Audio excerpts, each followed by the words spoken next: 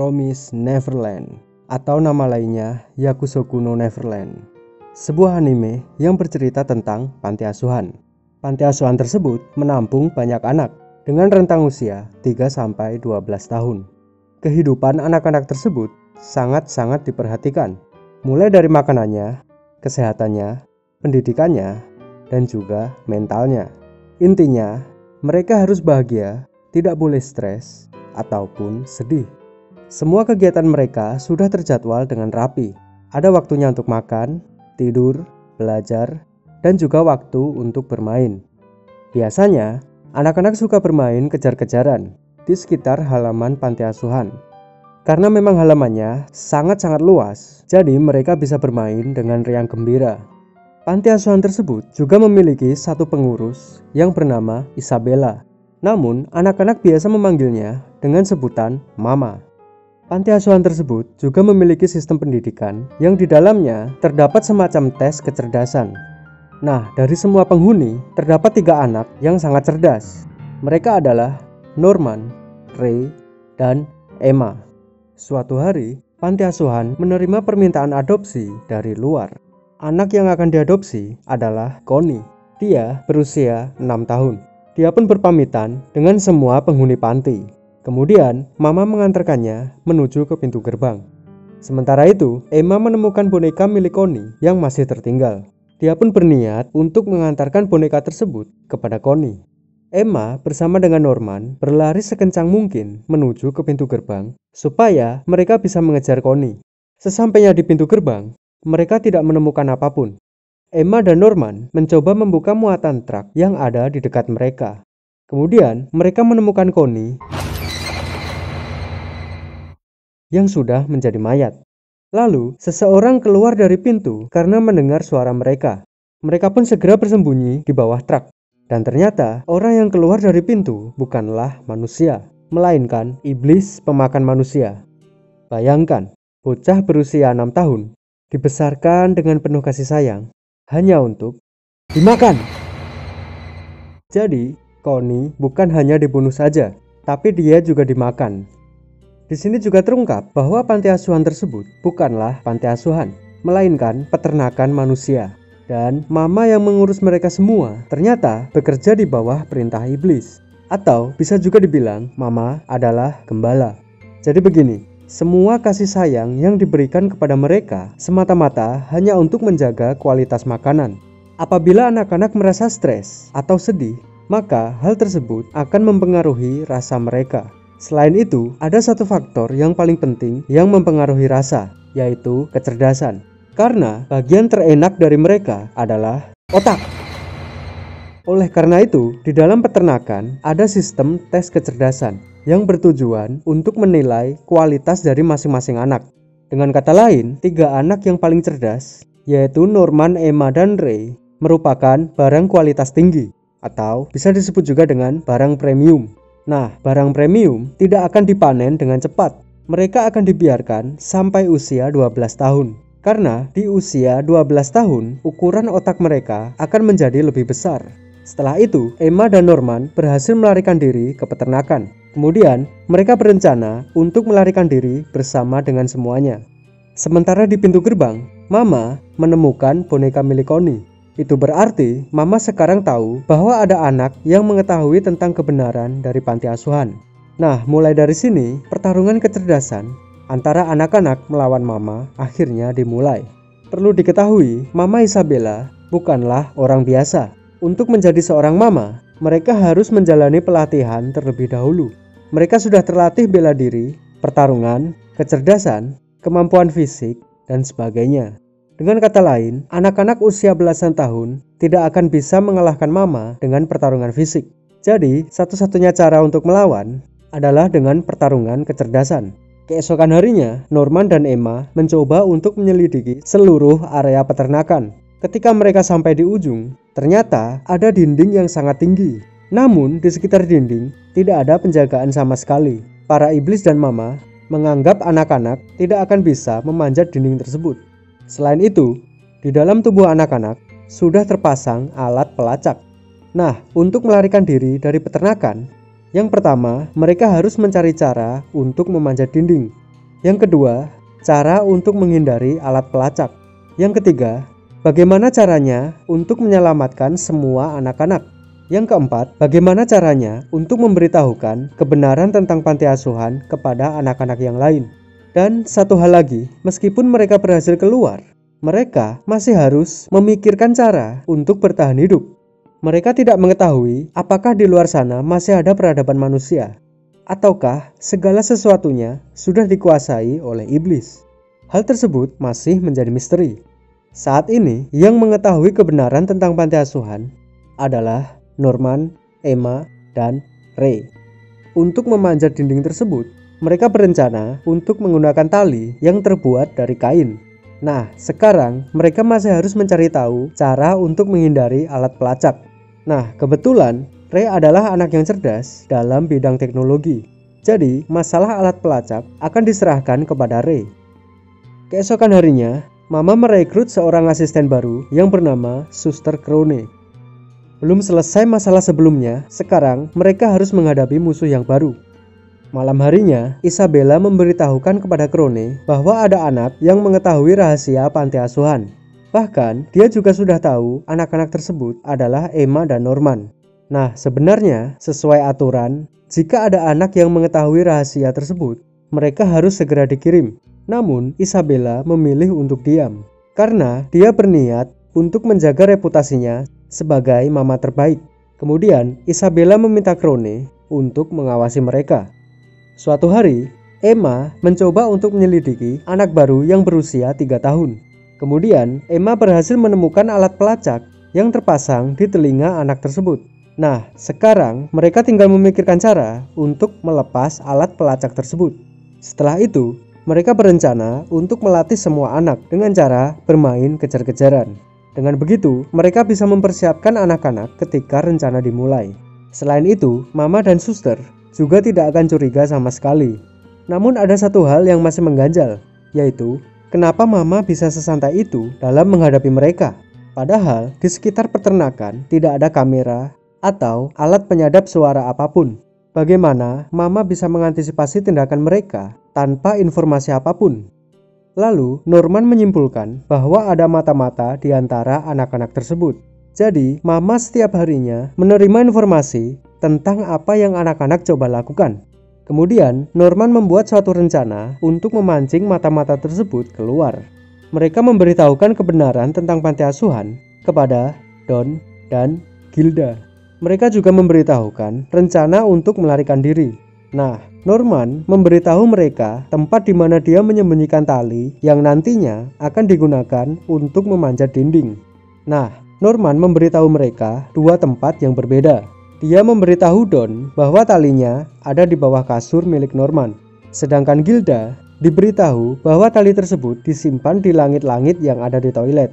Nah, jika salah satu tali menghilang, maka dialah mata-matanya. Namun ternyata Norman tidak hanya menjebak 2 orang saja, melainkan 3 orang. Dan mata-mata tersebut adalah Ray. Jadi begini, Norman berbohong kepada Ray mengenai Don dan Gilda. Yang sebenarnya, Norman mengatakan kepada Don bahwa tali tersebut disimpan di ruang makan.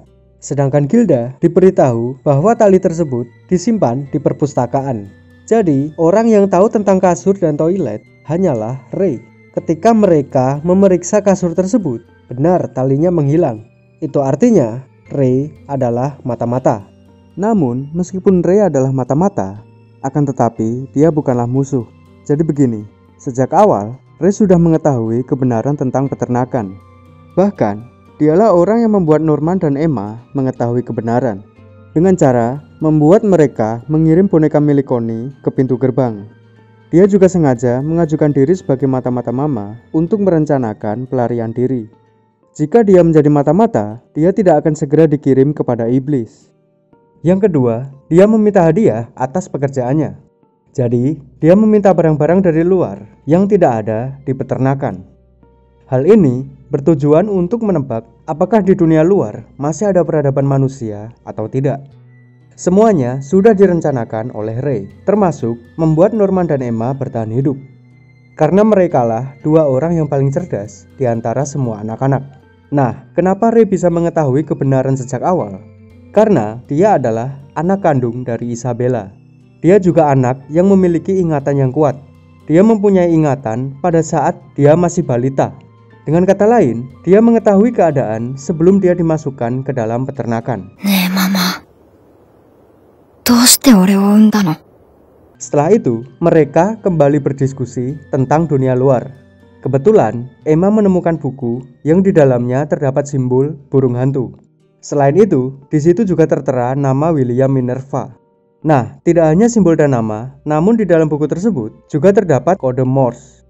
Kode tersebut berisi kata ragu, bahaya, kebenaran, panen, monster, peternakan, dan janji. Dari pesan rahasia tersebut bisa disimpulkan bahwa masih ada peradaban manusia di dunia luar. Salah satu manusia tersebut adalah William Minerva. Keesokan harinya, seperti biasa, mereka berdiskusi tentang rencana pelarian di halaman peternakan. Namun, tiba-tiba saja, Suster Krone muncul di hadapan mereka. Dan ternyata, Krone sudah mengetahui semua rencana mereka. Namun, di luar dugaan, dia justru ingin bekerja sama dengan mereka. Jadi, Krone mempunyai keinginan untuk menjatuhkan Isabella dan menjadi mama. Nah, jika anak-anak berhasil kabur, maka Isabella akan segera diberhentikan atau mungkin dibunuh. Dengan begitu, Krone akan diangkat menjadi mama, menggantikan Isabella. Kemudian, Krone menceritakan tentang sistem mama. Jadi, bagi anak perempuan yang berusia 12 tahun, ketika mereka dikirim kepada iblis, mereka akan diberi dua pilihan. Yang pertama, menjadi makanan iblis. Yang kedua, mengabdi kepada iblis, melahirkan anak, dan menjadi mama. Sementara itu, Ray meminta kamera atas hadiah dari pekerjaannya. Nah, kamera tersebut adalah salah satu bahan untuk membuat penghancur pelacak. Keesokan harinya, Isabella memberikan surat panggilan dari atasan kepada Krone. Di sini terungkap bahwa Isabella sudah mengetahui semua rencana Krone. Lalu dia melapor kepada atasan dan pada akhirnya Krone berhasil disingkirkan. Keesokan harinya, Norman dan Emma berencana untuk menyelidiki sesuatu sebelum mereka melarikan diri. Yang pertama, mereka ingin menguji apakah tali yang mereka buat sudah bisa digunakan untuk memanjat dinding.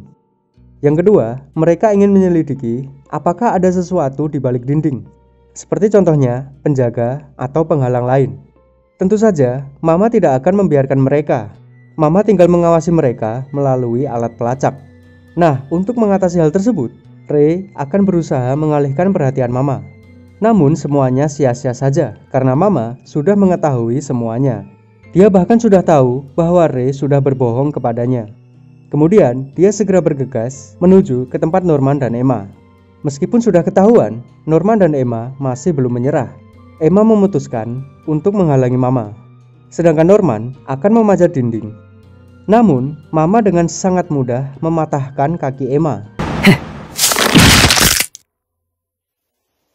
Teriakan Emma membuat Norman berhenti dan menyerah.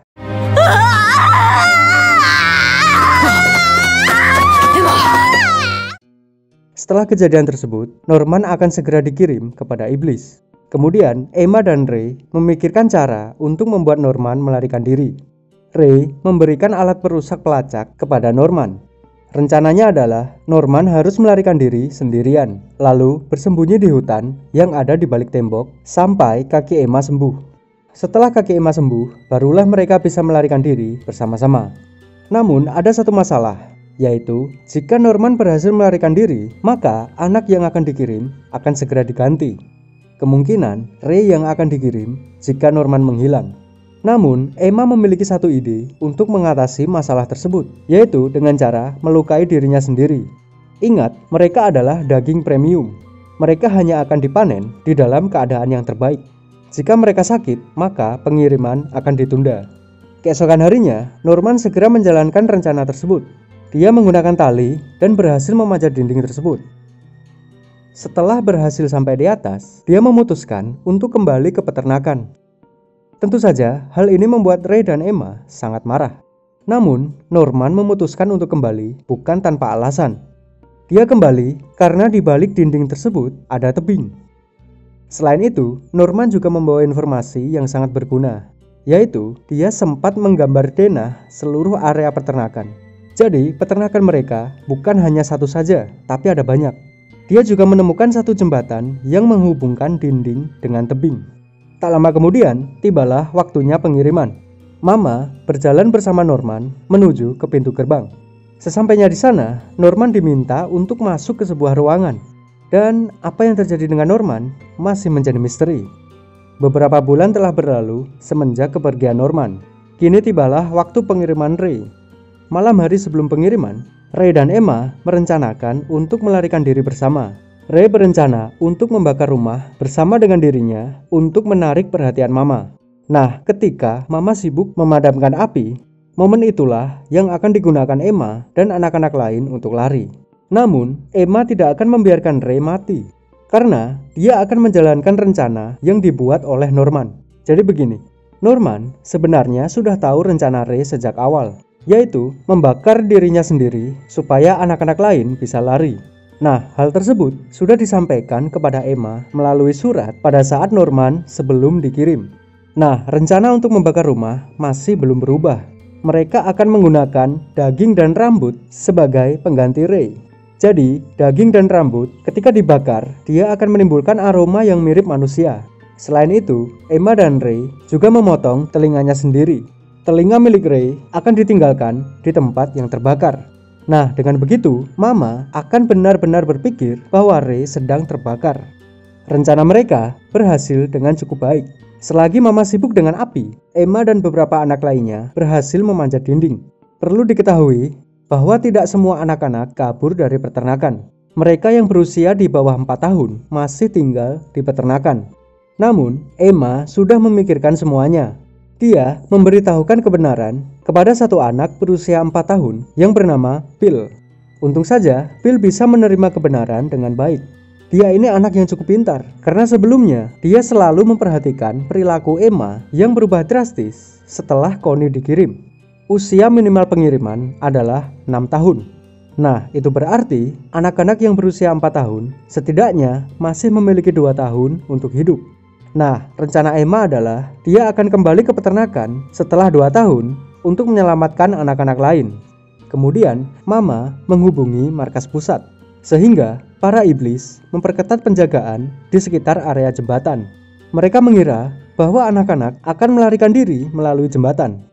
Namun ternyata tidak. Emma dan anak-anak menyeberangi tebing tersebut dengan cara meluncur dengan menggunakan tali. Dan pada akhirnya mereka berhasil keluar dari peternakan. Lalu, bagaimanakah kehidupan mereka di luar peternakan? Apakah masih ada peradaban manusia di sana? Semuanya masih menjadi misteri. Oke, ceritanya sudah selesai.